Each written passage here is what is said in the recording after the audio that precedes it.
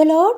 ఈరోజు దేవుని వాక్యము సంఖ్యాకాండము 18వ అధ్యాయము 20వ వచనము. నీ పాలు నీ స్వాస్థ్యము నేనే. ఎవరిని ఉద్దేశించి ఇవి దేవుడు పలుకుతున్నాడని చూస్తే ఇక్కడ అహరోను నిమిత్తం మాట్లాడుతున్నాడు. చూడండి, మొదటి భాగం నుంచి చదివితే, యెహోవా అహరోనుతో ఇట్లనెను, వారి దేశంలో నీకు స్వాస్థ్యము కలగదు, వారి మధ్యను నీకు పాలు ఉండదు, ఇశ్రాయేలీయుల మధ్యను నీ పాలు నీ స్వాస్థ్యము నేనే. చూడండి, యాజకుడిగా అభిషేకింపబడిన తర్వాత అహరోనుతో మాట్లాడుతున్నాడండి దేవుడు.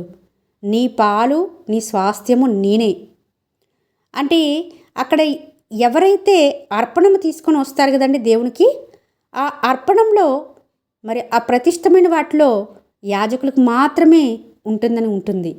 19వ వచనంలో చూస్తే, వాటిని మీకు ఇచ్చి ఉన్నానని అంటున్నాడు.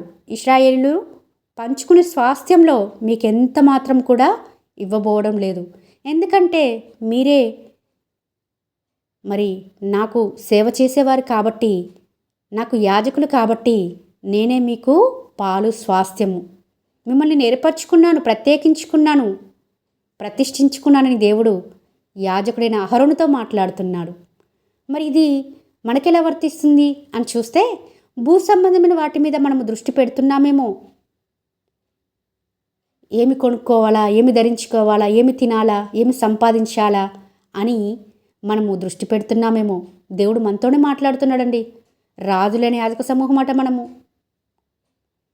మనతోనే మాట్లాడుతున్నాడు.